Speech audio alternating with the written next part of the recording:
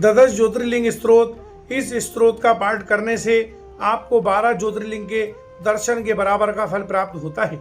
श्रवण मास में जो भी इस स्त्रोत को सच्चे मन से पाठ करता है उसकी कोई ना कोई एक मनोकामना पूर्ण जरूर होती है।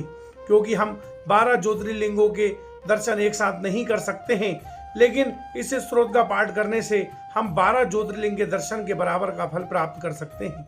मित्रों, वीडियो पसंद आए तो शेयर करें, लाइक करें। आपका एक शेयर और लाइक हमें मोटिवेट करता है। श्री मत्स्य आचार्य द्वारा रचित द्वादश ज्योतिर्लिंग स्त्रोत में भगवान शिव के सभी ज्योतिर्लिंग के स्थान और उनकी महिमा का वर्णन पढ़ने को मिलता है। और इस स्त्रोत का पाठ करने से भक्तों को कभी भी मृत्यु का भय नहीं रहता, वे अकाल मौत नहीं मरते और लंबी आयु प्राप्त करते हैं।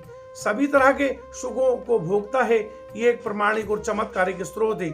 जिस तरह 12 ज्योतिर्लिंग के दर्शन, पूजन, आराधना से भक्तों के जन्म जन्मांतर के सारे पाप समाप्त हो जाते हैं, उसी तरह इस स्त्रोत का पाठ करने से भक्त भगवान शिव की कृपा के पात्र बनते हैं, जो अपनी भक्ति प्रदान करने के लिए अत्यंत रमणीय तथा निर्मल सौराष्ट्र प्रदेश में दयापूर्वक अवतरित हुए हैं। चंद्रमा जिनके मस्तक का आभूषण है, उन ज्योतिर्लिंग स्वरूप भगवान श्री सोमनाथ की शरण में जाता हूँ, जो ऊंचाई के आदर्शभूत पर्वतों में भी बढ़कर ऊंचे भी श्री शैल के शिखर पर, जहां देवताओं का अत्यंत समागम होता रहता है, प्रसन्नता पूर्वक निवास करते हैं, तथा जो संसार सागर के पार करने के लिए पुल के समान है, उन एकमात्र प्रभु मल्लिकार्जुन को मैं नमस्कार करता हूँ।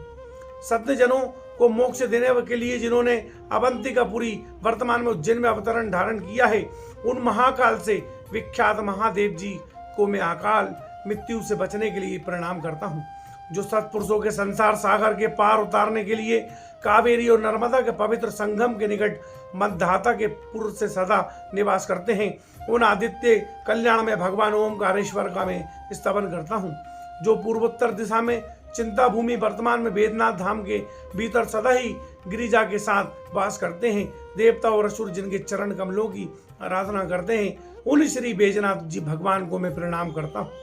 जो दक्षिण के अत्यंत रमणीय सदन नगर के विविध भागों में संपन्न होकर आभूषणों से भूषित हो रहे हैं, जो एकमात्र सत्शक्ति और मुक्ति को देने वाले हैं, उन प्रभु श्री नागनाथ जी की मैं शरण में जाता हूँ, जो महागिरी हिमालय के पास केदार श्रृंग के तट पर सदा निवास करते हुए मुनीश्वरों द्वारा पूजित होते हैं, तथा देवता, असुर, यक्ष और महान सर्प आदि जिनकी पूजा करते हैं, उन्हें कल्याणकारक भगवान केदारनाथ का मैं स्तवन करता हूँ।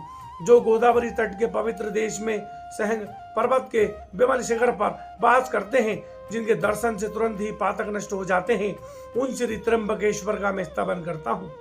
जो भगवान श्री रामचंद्र जी के द्वारा ताम्रपर्णी के सागर के संगम के अनेक बाणों द्वारा पुल बांधकर स्थापित किया गया, उन श्री रामेश्वर को मैं नियम से प्रणाम करता हूँ।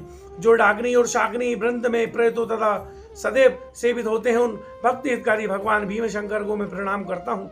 जो स्वयं आनंद कंद हैं और आनंद पूर्वक आनंद वन में वास करते हैं, जो पाप समूहों को नाश करने वाले हैं, उन अनाथों के नाथ काशीपति श्री विश्वनाथ की शरण में जाता हूँ।